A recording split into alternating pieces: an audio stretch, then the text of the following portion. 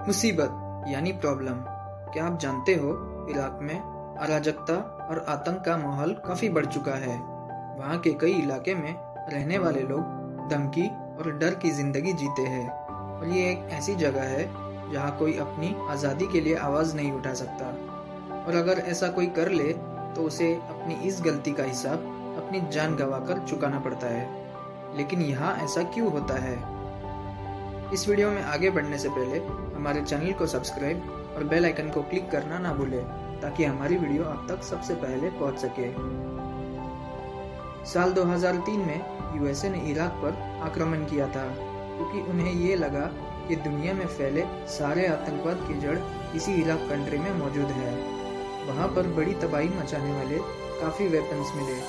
तब यूएसए ने बस ये अनुमान लगाया कि इसका कनेक्शन काफ़ी हद तक आतंकवाद से जुड़ा हो सकता है, लेकिन पक्के तौर पे साबित करना थोड़ा मुश्किल था, क्योंकि उस वक्त एक सनकी तानाशाह सद्दाम हुसैन पूरे इराक पर शासन कर रहा था। वो 20% सुन्नी माइनॉरिटी का हिस्सा बना, जबकि इराक में 63% शिया मेजॉरिटी को अपने कंट्रोल में रखने में वो सफल रहा। इतना होने पर भी यूएसए को इराक पर जीत आसानी से मिल गई थी, लेकिन उस वक्त यूएसए के पास इसको लेकर कोई प्लान नहीं था। फिर उसके बाद 2006 में सद्दाम हुसैन की मौत के बाद शिया मेजॉरिटी पावर में आने लगे। उनके पावर में आते ही वो सुन्नी माइनॉरिटीज पर अत्याचार करने लगे, और इस तरह सुन्नीज और शियाज में काफ़ी तनाव बनता गया, और आज तक इस तनाव को हम इराक जैसे कंट्री में देख सकते हैं। इसके बाद शियाज के अत्याचार को रोकने के लिए इराक में छोटे छोटे ग्रुप्स बनने लगे। इस तरह जन्म हुआ दुनिया के सबसे बड़े आतंकवादी संगठन, जिसका नाम आगे चलकर अल-कायदा पड़ा। बाद में ये लोग इराक में घुस गए और कुछ सुन्नी लोकल फोर्सेस के साथ मिलकर यूएसए ट्रूप्स के साथ लड़ने लगे। फिर बाद में इस जंग का अंत एक बड़े सिविल वॉर में हुआ। इस तरह इस खूनी सिविल वॉर के कारण 2006 में इराकी स्टेट का निर्माण हुआ। इसीलिए तब से लेके अब तक इराक में धर्म के आधार पर लोगों को अलग किया जाता रहा।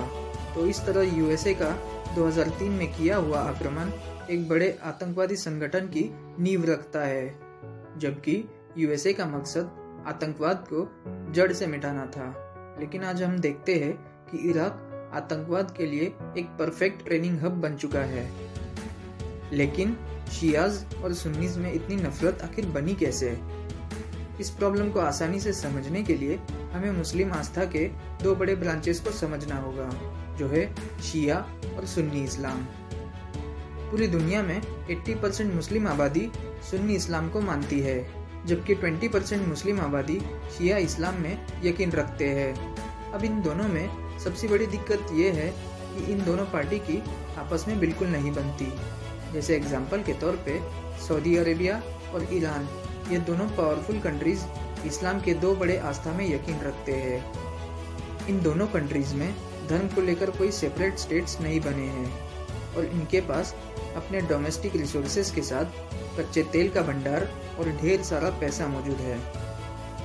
इसके अलावा ये उन ग्रुप्स को सपोर्ट करते हैं जो उनकी आस्था के लिए लड़ते हैं, और उनमें से एक है ISI, जो इराक में मौजूद एक बड़ा आतंकवादी संगठन है।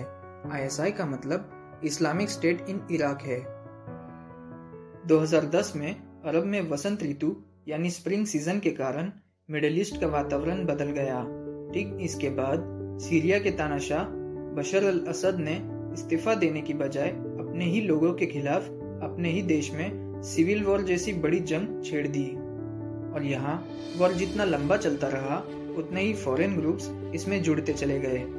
इनमें से कुछ ग्रुप्स धर्म के आधार पर लड़ने लगे और उस कंट्री को पूरे इस्लामिक स्टेट बनाने की मांग करने लगे। इन्हीं में से सबसे फेमस ग्रुप ISIS के रूप में दुनिया के सामने आया, जिसका मतलब Islamic state in Iraq and Syria है।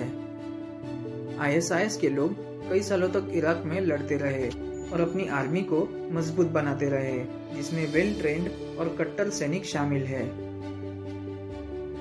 तो ISIS ने इस ताकत के दम पे नॉर्दर्न इराक के कई इलाके को कब्जे में ले लिया, और फिर बाद में उसे एक रिलीजियस स्टेट घोषित कर दिया। इसके बाद ISIS ने सीरिया को लेकर ऐसा दांव खेला जिसे कोई एक्सपेक्ट नहीं कर सकता था। ISIS में कई लोग ऐसे हैं जो आक्रोश और कट्टरपंथी का शिकार हो चुके हैं। शायद इसीलिए इन्होंने सीरिया में इतना भयानक आतंक मचा दिया। इस वजह से जो भी इनके खिलाफ जाता ये उनसे लड़ने लगते। इसी तरह सीरियन आर्मी भी इनका शिकार बन गई। ISIS ने कई दूसरे आतंकवादी संगठन पर अटैक किया और इसमें शामिल कई लोगों को जान से मार दिया। फिर जिन एरियाज पर उनका कंट्रोल था उसे बाद में इस्लामिक स्टेट का दर्जा दिया गया और एक सख्त नियमों के साथ इसकी शुरुआत की, जिस कारण अल-कायदा और सऊदी अरेबिया ने अपना समर्थन उनसे वापस ले लिया। क्योंकि ISIS पर आरोप है कि इन लोगों ने कई नागरिकों का नरसंहार किया, दुनिया में कई जगहों पर सुसाइड बम ब्लास्ट किए, औरतों और बच्चों को बंदी बनाया, कई कैदियों को फांसी दी और बहुत से मासूम लोगों का सर कलम किया। इसके बाद ISIS ने इराक में दूसरे इलाकों में भी कब्जा करना शुरू किया। जब से USA ने इराक छोड़ा तब से शिया प्राइम मिनिस्टर नूरी अल-मलिकी ने सत्ता पर अपना एकाधिकार कर लिया और सुन्नीस के खिलाफ जितना हो सके उतना भेदभाव किया। शायद इसीलिए इराकियन गवर्नमेंट बहुत करप्ट हो गई। इसके अलावा उन्हें आम जनता से काफी हेट मिलने लगा। इराकी आर्मी, इसमें शामिल है लगभग 3 लाख सैनिक, जो 80% टैक्स मनी यानी $25 बिलियन की मदद से बनाए गए हैं, लेकिन ये अपनी गवर्नमेंट से वफादार नहीं। इसीलिए कोई बड़े आतंकी हमले में यहाँ की आर्मी अपने दुश्मनों के खिलाफ कमजोर पड़ने लगती है और इस तरह ये अपने ही शहर को तबाह होने से रोक नहीं पाते। जून 2014 में ISIS ने इराक में मौजूद दूसरा सबसे बड़ा शहर मोसुल सहित एक बड़े हिस्से पर जीत हासिल कर लिया था। बाद में उन्होंने उस इलाके में बसे कई बैंक्स में से करोड़ों इराकी दिनार को कब्जे में ले लिया, जिससे ये दुनिया की सबसे अमीर आतंकवादी संगठन बन गई। इन्हें रोकने के लिए ईरान और US साथ मिलकर इनसे लड़ने की सोच रहे हैं, जो शायद आगे चल के भयानक जंग में बदल जाएगा। इराक में ISIS के प्रति हारे हुए जंग के कारण अब दूसरे संगठन पावर को लेकर बीज बो रहे हैं, जिनसे इराक में फिर से उनकी सत्ता कायम हो सके। ये एक डिफीट और विन साइकिल बन चुकी है। इसीलिए इंसानियत को बचाने के खातिर किसी तरह हमें इस साइकिल को ब्रेक करना होगा। अगर आप इसी तरह के वीडियोस देखना चाहते हो तो हमारे चैनल को सब्सक्राइब करना ना भूलें, ताकि हम आपके लिए इसी तरह के मजेदार वीडियोस बना सके। देखते रहिए ब्रेनीलिया।